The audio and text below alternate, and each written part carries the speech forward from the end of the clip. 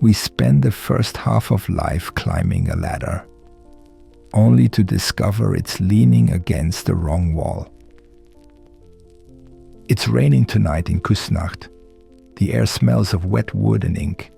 The fire murmurs behind me while a clock ticks somewhere, stubborn and calm, like time itself watching me think too much. I'm Carl Jung, doctor, dream collector, former disciple of Freud, and to be honest, one of the many human beings who thought they had life figured out until life proved otherwise. You see, when I turned 40, I had a house, a career, a family, and a reputation that made newspapers whisper. From the outside, it looked like success. From the inside, it felt like a stranger wearing my face. If that sounds familiar, you're not crazy. You're awakening. Because what people call a midlife crisis isn't madness. It's the soul revolting against automation. It's the part of you that refuses to live on autopilot any longer. Maybe you felt it too. You wake up one morning and the job that once impressed you now drains you. The hobbies you bragged about bore you. Even your reflection looks like someone rehearsing a role they no longer believe in. That's not failure. That's the mask cracking. We all wear one. The persona. The charming, efficient version of ourselves we build to survive. It works beautifully in the first half of life. It helps us belong, attract, perform, compete. But past 40, the mask starts to suffocate the face beneath. You can feel it. A quiet urge to disappear, or maybe to start over entirely. That's the call of the second half. The moment when your soul says, "Enough pretending. Let's live something true." And yet most people panic. They buy a motorcycle, change partners, move to Bali, grow a beard, join a gym, or download a meditation app. All noble distractions. But none of them answer the question beneath the noise. Who am I if I stop being what I perform? Don't run from that question. Sit with it, because that's where the real adventure begins. The first half of life is about expansion, chasing, proving, achieving. The second is about depth, integrating, reconciling, becoming whole. You spend your youth building a house. Now you must light the fire inside it. So if you feel restless, confused, or strangely unfinished, congratulations. You're right on time. The crisis you fear is not your destruction. It's your rebirth. Stay with me tonight, and I'll show you how to turn exhaustion into meaning, how to meet the parts of yourself you've abandoned, and how to build a peace so real it doesn't need applause. I'll tell you a little about my own life. And through mine, you may begin to see a reflection of your own. By the end, you'll see that what we call a crisis might simply be the soul's way of asking for depth, and you'll know how to answer it. And if you enjoy walking with thinkers who've lost their way and found beauty in the process, you're home here at Sleepless Society, a place where insomnia becomes philosophy and confusion becomes light. If that feels right, subscribe before the candle goes out. Your seat by the fire is already waiting. Now let me tell you how it began for me. The night I lost my teacher, my certainty, and the mask I thought was my face. It was 1913, the year my mind cracked open. The year I realized that the scariest thing in life isn't losing everything. It's losing the illusion that you ever had control. Outside my window, trains rattled toward Vienna, carrying men in top hats and lab coats who still believed that reason could fix everything. Inside, I sat at my desk, staring at the ash in my pipe, realizing that reason had just abandoned me too. I had broken with Freud, the man who once called me his heir, his crown prince. Newspapers called it a war between gods, but really, it was just two men terrified of their own shadows. Two egos in lab coats, each trying to save the human soul while secretly avoiding his own. And when I walked away, I thought I'd feel free. Instead, I felt like someone had stripped away my skin. All my titles, doctor, professor, disciple, fell from me like autumn leaves, and what remained was nobody. And that, I would later write, is the greatest burden of life. To be nobody but yourself. For years, I had worn the perfect persona, a mask sculpted from brilliance, ambition, and Swiss politeness. I smiled when praised, stayed quiet when bored, and published just enough to remain respectable.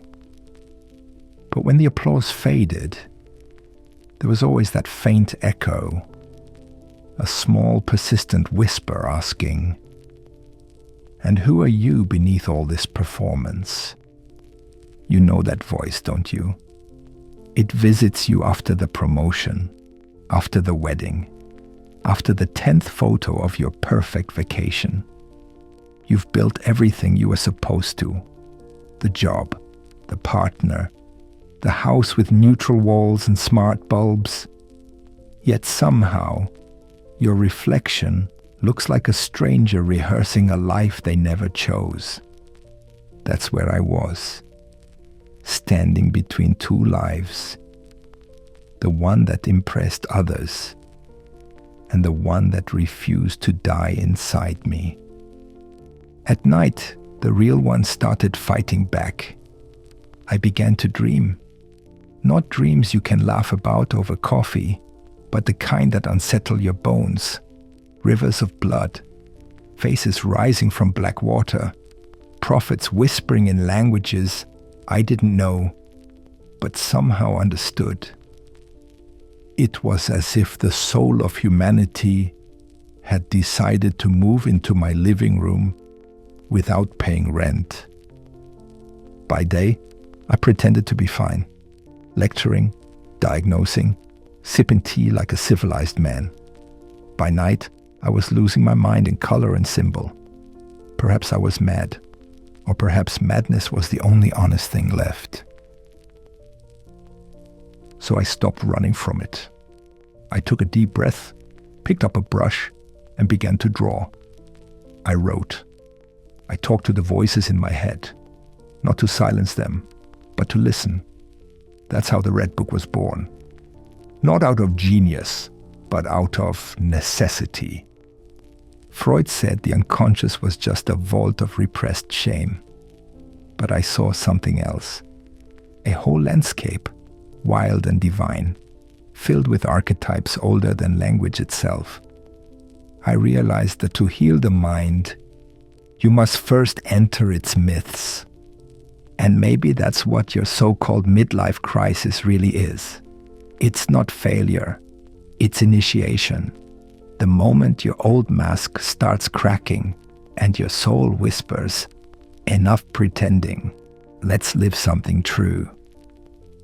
But most people panic. They buy a motorcycle, sign up for CrossFit, chase someone half their age, or start posting blurry sunset quotes about finding themselves. And hey, no judgment. I've been there too.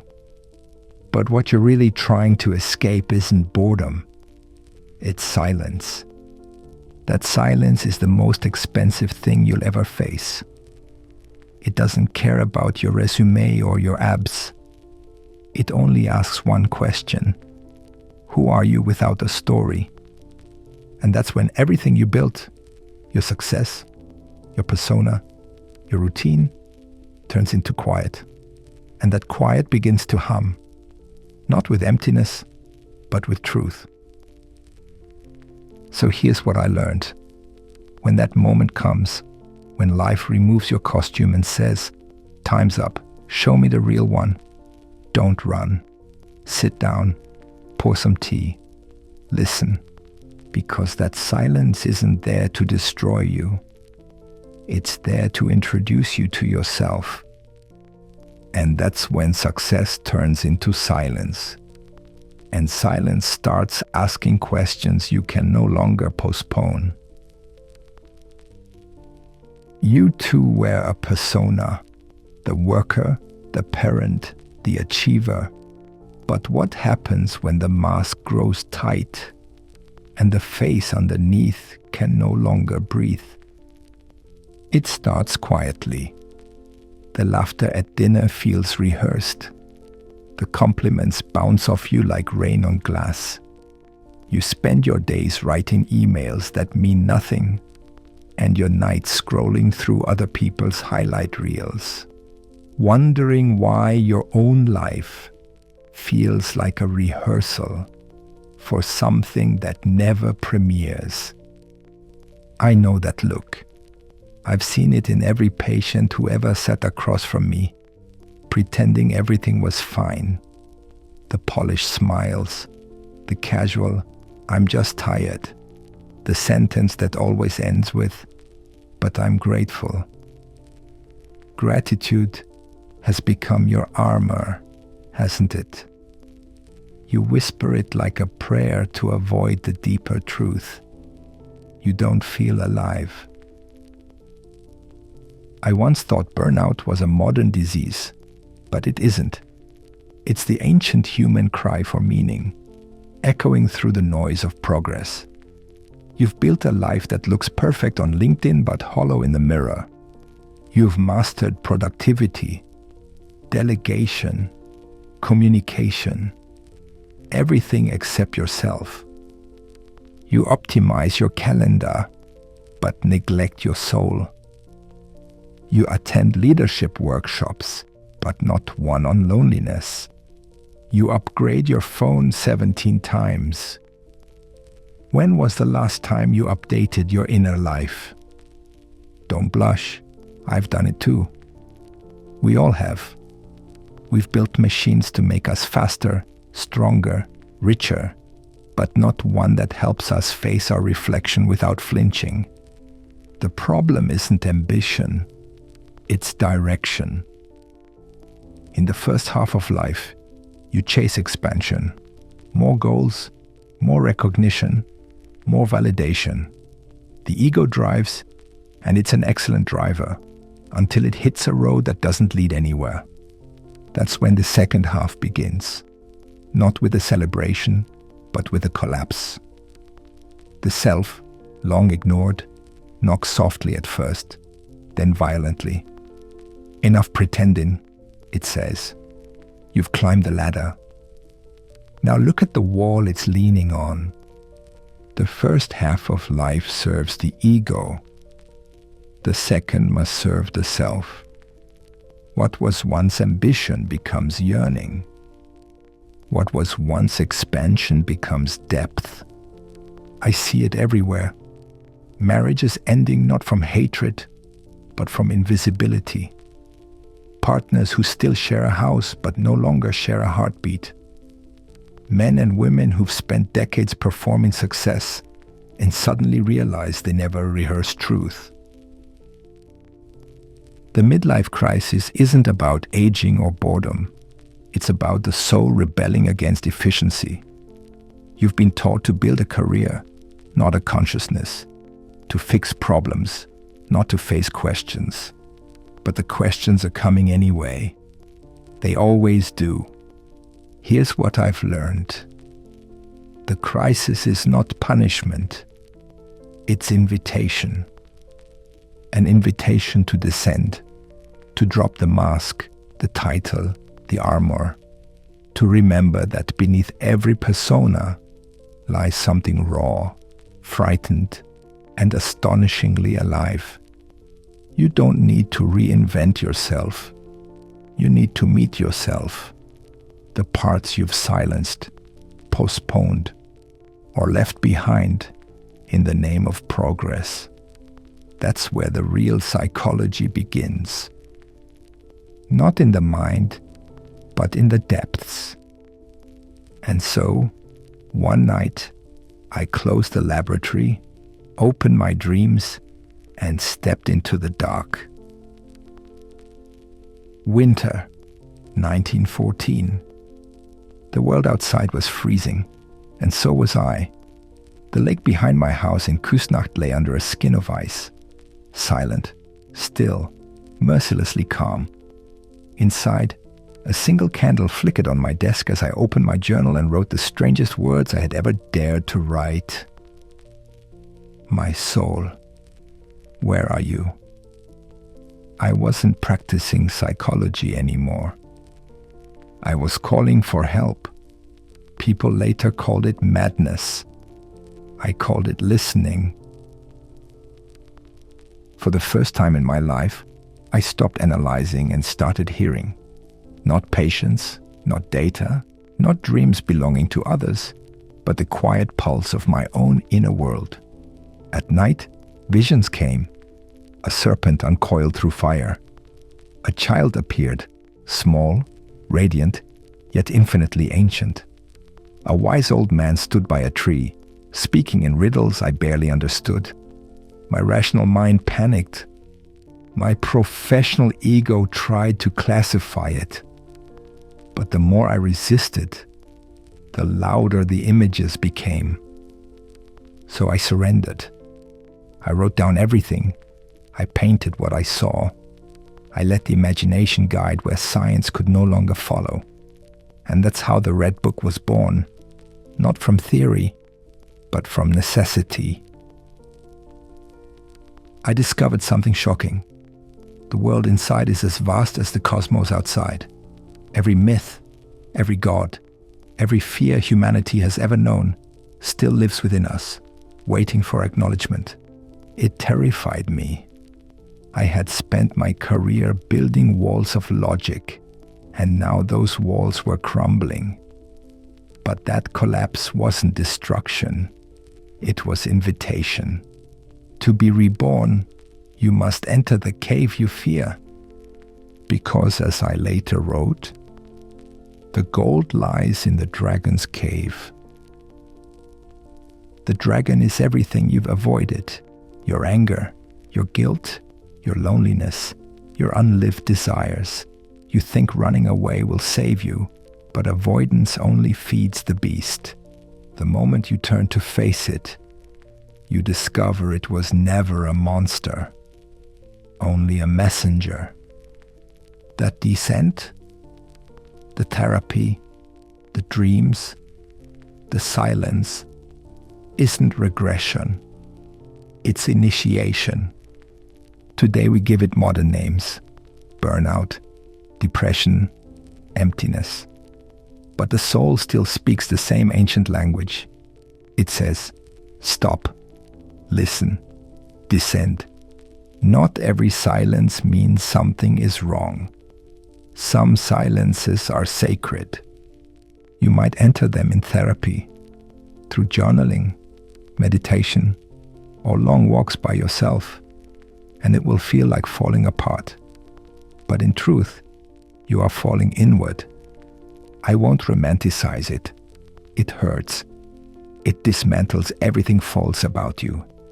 It burns away the masks that once kept you safe. But beneath the ashes, something living waits. When I stopped diagnosing my own despair and simply sat with it, the cave became a cathedral, and the shadows that once frightened me began to speak.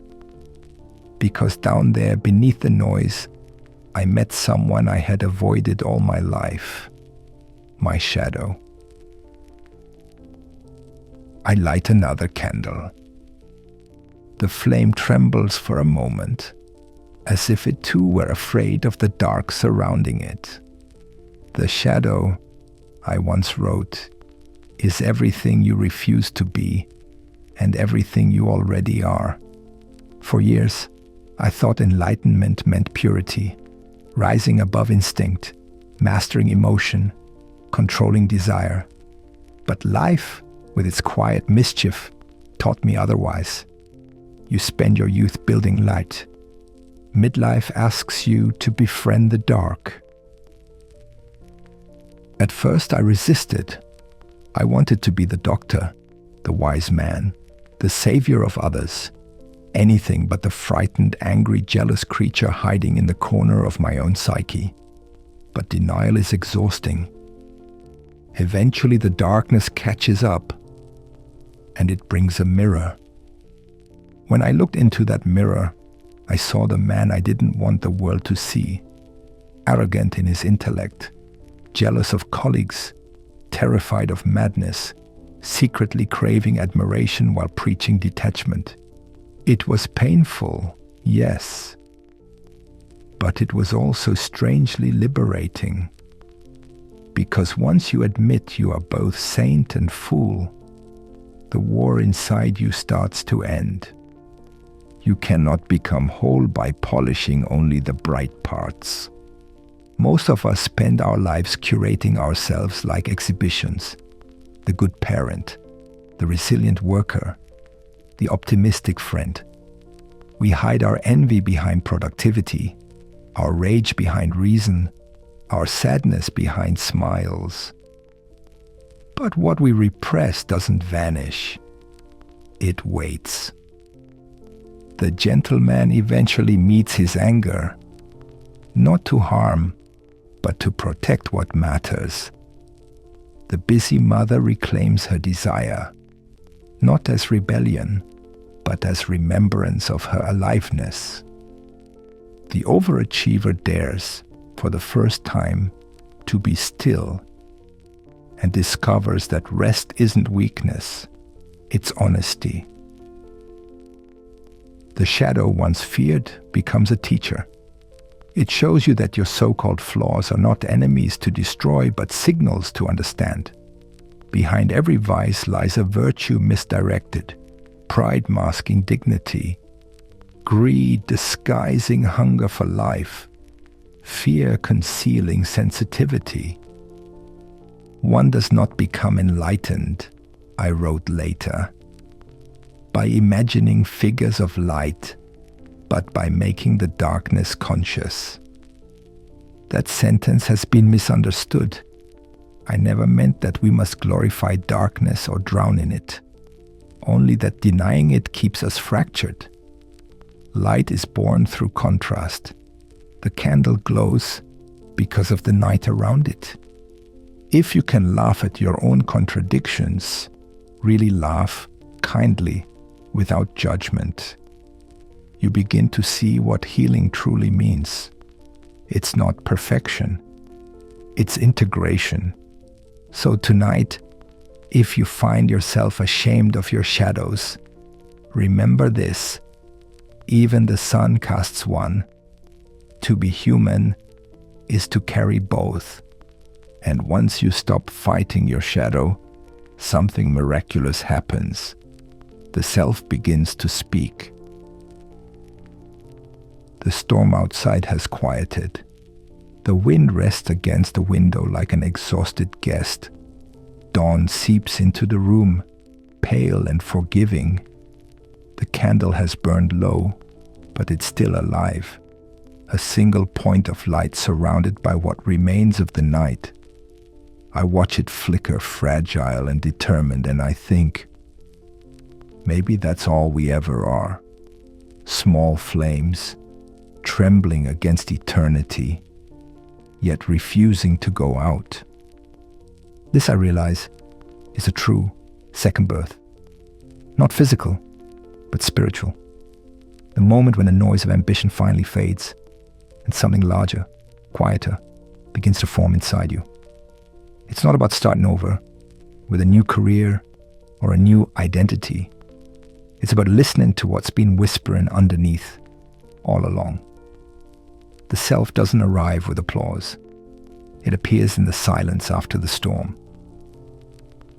For years, I believed the self was something you found, a hidden truth, buried somewhere deep within, waiting to be uncovered like an archaeological relic. But I was wrong. The self isn't discovered. It's created. Slowly, patiently, through the choices you make once the mask has fallen. It takes shape each time you choose truth over appearance, sincerity over performance, stillness over noise. It's not perfection that emerges from the descent. It's wholeness. Wholeness doesn't mean harmony.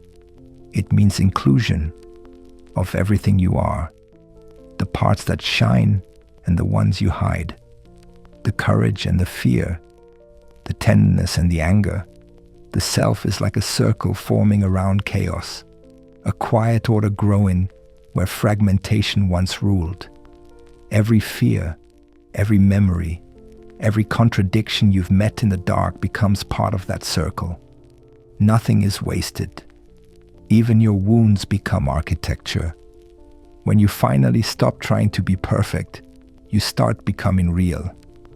That's the hidden mercy of midlife.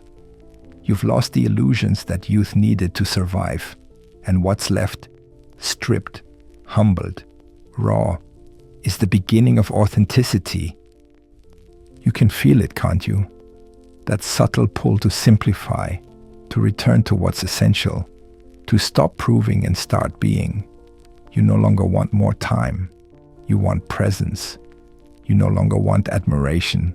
You want peace. You no longer want to escape yourself. You want to meet yourself. Honestly, quietly, kindly. This is the stage where many ask, what should I do next? And my answer is always the same. Less. Do less, but with more soul. Take a walk alone. Feel the air without trying to capture it. Write or paint without purpose. Listen to your dreams before your alarms. Do again what once made you forget time, before the world taught you to monetize it. These are not distractions. They are homecomings. You don't need to fix your life. You need to make it true. That's what the self asks of you. Truth, not triumph. Wholeness, not victory. You've spent the first half of your life building. Now it's time to inhabit what you've built.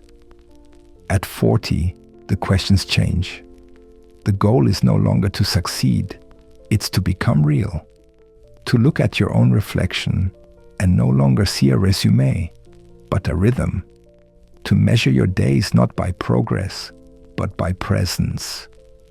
To stop chasing answers and start honoring the mystery. Because the truth is, meaning isn't something you achieve. It's something you allow. Somewhere between the person you plan to be and the one you actually are, there's a meeting point.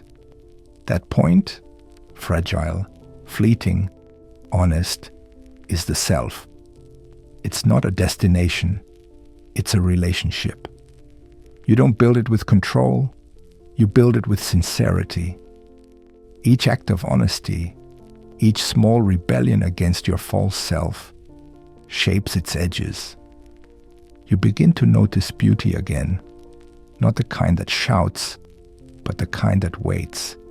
The smell of morning coffee, the texture of a page, the way sunlight lands on an old chair. These are not details. They're proof that the soul is awake. And maybe that's what midlife really offers.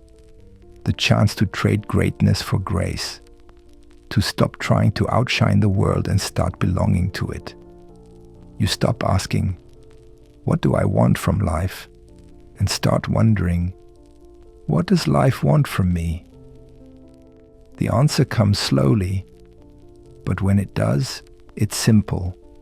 Gentleness, honesty, depth. There's a peace that doesn't come from understanding everything, but from no longer needing to. A joy that isn't about pleasure, but about presence. A freedom that isn't loud, but steady. The kind that lets you breathe without pretending. When you finally accept that becoming real never ends, peace arrives. Not the dramatic peace of enlightenment, but the quiet peace of participation, of knowing you are part of something vast and alive. You are the candle and the night, the question and the answer, the dreamer and the dream. So let the world rush. Let others chase the next summit. You've already found what they're looking for, the still point at the center of the spiral. Sit with it. Let it hold you. The storm has passed. The candle still burns. And somewhere deep inside, the self, your true self, has begun to hum its soft, eternal song. Evening descends over Küsnacht. The lake lies quiet, wrapped in the blue hush that only comes when the day finally stops trying. The last wind passes over the surface, leaving 1,000 trembling ripples of light. I sit on the wooden pier, watching the reflections blur. My house behind me, my life behind me, and before me only the calm. I used to believe life was a climb toward clarity, a ladder of understanding I would one day reach the top of. But it wasn't a ladder at all. It was a spiral, not an ascent toward heaven, but a deepening into mystery. The older I became, the less I wanted to fix the human soul. I only wanted to listen to it, because I had learned that every human being is an unfolding story, and the greatest act of love is to stop interrupting it. The moon rises above the lake, slow and deliberate. It ripples on the surface, divided and whole all at once, and I smile, because that is the image of the self, the eternal pattern trying to become visible through every ordinary life. The self looks at its own reflection and smiles.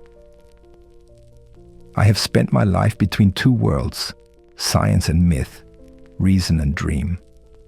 I've met gods in the unconscious, but I've also paid my bills, changed my children's shoes, and worried about tomorrow's lectures. That, I think, is the point. Not to escape the ordinary, but to see the divine shining quietly inside it. Midlife taught me that the second half of life isn't about achievement, it's about integration. The goal is no longer to shine brighter, but to shine truer. We spend the first 40 years building a world, the next 40 learning to live inside it. What youth once sought outside, love, purpose, meaning, maturity, must now find within. In therapy, I often saw the same pattern. The ambitious man who realized his success had cost him his aliveness. The caring mother who had given everything away until there was nothing left to give. The cynic who mocked faith, but secretly prayed for wonder to return. They all came to me thinking they were broken. They weren't. They were being summoned. The soul doesn't speak in achievements. It speaks in symptoms, in restlessness, in emptiness, in those sleepless nights when everything feels hollow. It's not punishment. It's an invitation. That's what I want you to remember tonight. If you feel lost, uncertain, or unfinished, you are exactly where life begins again. The crisis is never the end. It's the threshold. Take a walk alone sometimes. Not to escape, but to listen. Put your phone down long enough for silence to start speaking. Write something you'll never publish. Paint without purpose. Call an old friend and tell them what you actually feel. Love something you can't control. A person, a garden, a stray thought that makes you smile. That's where the self grows. Not in perfection, but in participation. Because the self is not an idea, it's a relationship between who you were and who you're becoming, between your shadow and your light, between the noise of the world and the whisper within. When you learn to hold both without rejecting either, you stop searching for meaning and start radiating it. That's the gift of midlife. It's not decay, it's harvest, the integration of opposites, the birth of wholeness. I breathe. The air tastes of pine and still water. The moon's reflection stretches across the lake, a path of silver, a quiet bridge between worlds. I realize the ladder I spent my life climbing has turned toward home. Midlife is not the end of youth. It's the beginning of individuality, the moment you stop imitating and start existing. So here, at the edge of this calm, I leave you with one final question, the kind that doesn't demand an answer, only attention. What part of yourself have you left behind on the way up the ladder, and is it calling you back tonight? The lake is silent now. Only the candle of the moon remains, burning gently on the water. Breathe with it. Let the ripples fade. You are exactly where you're supposed to be.